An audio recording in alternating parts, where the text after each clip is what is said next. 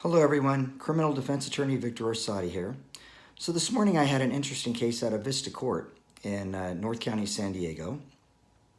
A young man contacted me last week who had a warrant out for his arrest, and he wanted me to take care of it for him. So he hired me, and I went in last week and added the case on, and today was the day it was set for court. Now the reason this case is somewhat interesting is my client had never been to court on this matter before. He had never even been arrested. He was a suspect in a burglary case from about a year ago, but he had not even been so much as questioned by police. So no arrest, no question by police, no court date.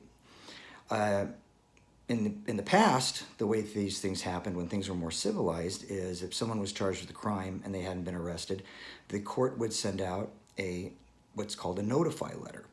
And the letter would be addressed to the person, and it would have the date and time and courthouse for which the person was to appear.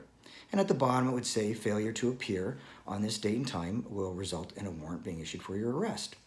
So in the old days, a warrant was only issued if the person did not appear in court.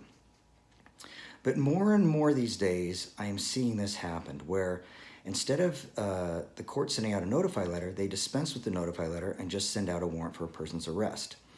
Well, as you can imagine, this is very stressful for people, and depending on the cost, the amount of bail can be quite expensive. In this case, the bail was $50,000, which means my client would have had to pony up $5,000 to a bail bondsman to get out of jail had he been arrested on this warrant. So this morning we arrive in court. I check in with the bailiff. I sit down at the district attorney's table, wait my turn. She calls my case and says, what do you want to do today? I said, well, I'm going to recall the warrant, of course, and I'd like to address bail.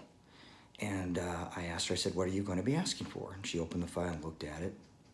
And she closed the file and looked at me. She said, I'm going to ask for $50,000.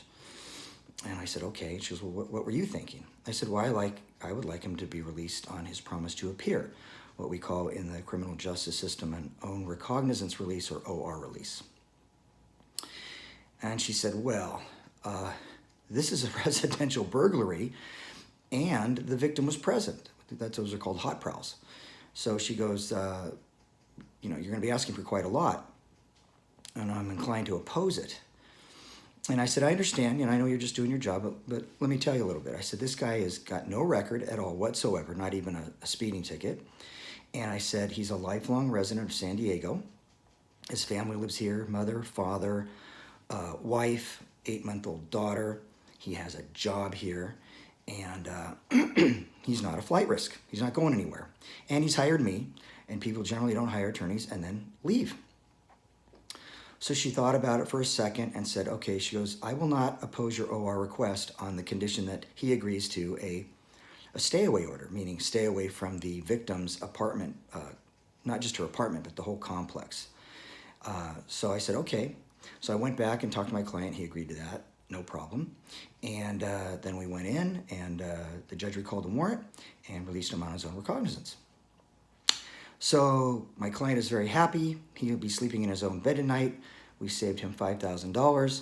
So I think we can put this one in the win column. I hope you have a great week. Until next time.